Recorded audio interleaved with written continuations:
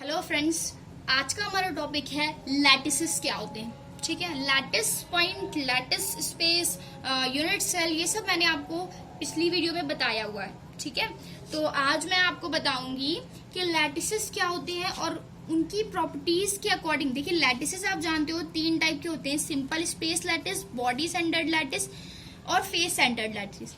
ठीक है, तो आज हम उनकी प्रॉपर्टीज के अकॉर्डिंग उनकी प्रॉपर्टीज की बात करेंगे। ठीक है, तो चलिए हम स्टार्ट करते हैं। मैंने बहुत ही ज्यादा मेहनत से ये चार्ट तैयार किया हुआ है जो आपके लिए बहुत यूजफुल होगा।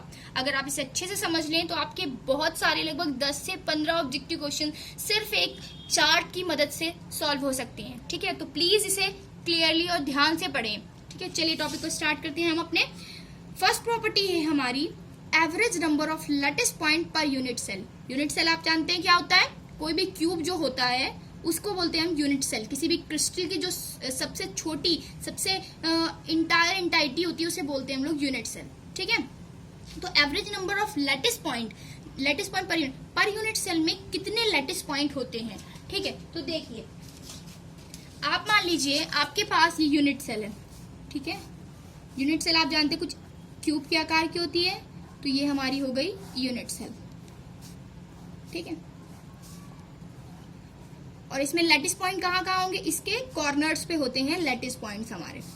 ठीक है, और जो प्रत्येक लैटिस पॉइंट होता है, मतलब हर एक लैटिस पॉइंट, 8 लैटिस पॉइंट होते हैं, पूरे 8 फेसेस होते हैं हमारे क्यूब के, तो इसके हमारे 8 लैटिस पॉइंट्स होते हैं। प्रत्येक जो हमारा लैटिस पॉइंट होता है वो 8 फेसेस हैं उनमें डिवाइड होता है, मतलब एक लैटिस पॉइंट हमारा 8 फेसेस में डिवाइड होता है। ठीक है, तो टोटल कितने हैं हमारे लैटिस पॉइंट? 8 हैं, और हर एक लैटिस पॉइंट कितने पार्ट्स में डिवाइड है? 8 पार्ट पर, मतलब जहाँ मान लीजिए ये हमारा एक लैटिस पॉइंट 8 फेसेस पर डिवाइडेड है, मतलब ये एटम हमारा 8 फेस में, तो 8 मल्टीप्लाई बाई 1/8, मतलब एक जो लैटिस है वो लैटिस पॉइंट है वो 8 फेसेस में डिवाइड है। ठीक है, इसलिए 8 लैटिस पॉइंट कितने फेसेस में डिवाइड होंगे? 8 इंटू 1/8। ठीक, ऐसे समझ लें, एक लैटिस पॉइंट कितने फेसेस में डिवाइड है? एक लैटिस पॉइंट डिवाइडेड है 1/8 फेसेस में, मतलब 8 फेसेस में डिवाइड है, मतलब 1/8, एक का 8वां भाग एक के हिस्से में आएगा, क्योंकि एक जो हमारा लैटिस पॉइंट वो 8 भागों में डिवाइड है। तो इसी तरह से 8 लैटिस पॉइंट्स है हमारे टोटल, तो 8 लैटिस पॉइंट्स हमारे किसमें कितने क्या हो जाएंगे? 8 इंटू 1/8। ठीक है, तो ये हो जाएगा हमारा 8 कट जाएगा, ये आ जाएगा 1, तो कितने आ गए हमारे? 1 आ गया। तो average number of lattice point per unit cell कितना हो जाएगा? 1 हो जाएगा इस सिंपल स्पेस लैटिस में। ठीक है, जो बॉडी सेंटर्ड स्पेस लैटिस होता है उसमें क्या होता है? बॉडी सेंटर्ड स्पेस लैटिस में ये ऐसा तो होता ही है कि मतलब प्रत्येक कोने पर एक एटम हो या मॉलिक्यूल हो या ग्रुप ऑफ एटम हो, और इसके बीच में भी एक एटम होता है, तो ये पूरा एक ही क्या होता है? एक ही फेस पर होता है, तो इसे पूरा इंक्लूड कर देता है। 1 प्लस पहले जो 1 निकला था 1, ये क्या होता है? 2 आ जाता है। ठीक है, तो देखिए यहाँ पे क्या हो गया? 1/8 into 8 plus 1 is equal to 2। Face centered space lattice में क्या होता है? कॉर्नर्स पे तो होते ही होते हैं, क्यूब के कॉर्नर्स पे, मतलब यूनिट सेल के कॉर्नर्स पे होते हैं। ठीक है, और क्या होता है इसके, तो क्या होता है देखिए, इसमें क्या होता है फेस सेंटर्ड स्पेस लैटिस में?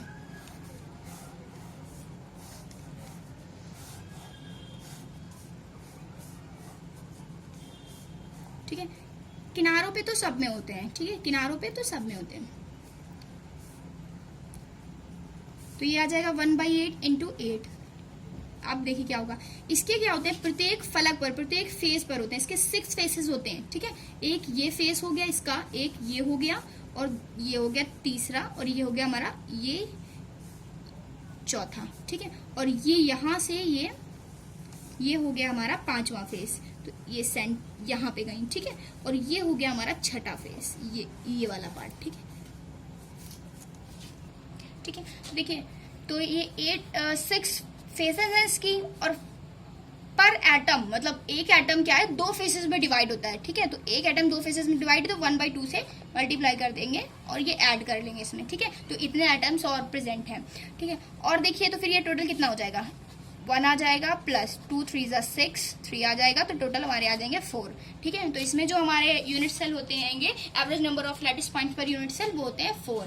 ठीक है, तो आपको बहुत सिंपल है कि average number of lattice points, इस पर क्वेश्चन बन सकते हैं। सिंपल स्पेस लैटिस में कितना होता है 1, बहुत क्वेश्चन बनते हैं। बॉडी सेंटर्ड में 2 होता है और फेस सेंटर्ड में 4 होता है, डायरेक्टली याद करें। सेकंड पॉइंट देखिए, कोऑर्डिनेशन नंबर क्या होती है। कोऑर्डिनेशन नंबर देखिए क्या होती है, सिंपल स्पेस लैटिस की 6, बॉडी सेंटर्ड स्पेस लैटिस की 8 और हमारी फेस सेंटर्ड स्पेस लैटिस की 12 होती है। ठीक है, चलिए हम थर्ड पॉइंट पे आते हैं। Distance between the nearest neighbour of a lattice point in a space lattice. Space lattice मैंने आपको बताया था क्या होता है। ठीक है, देखिए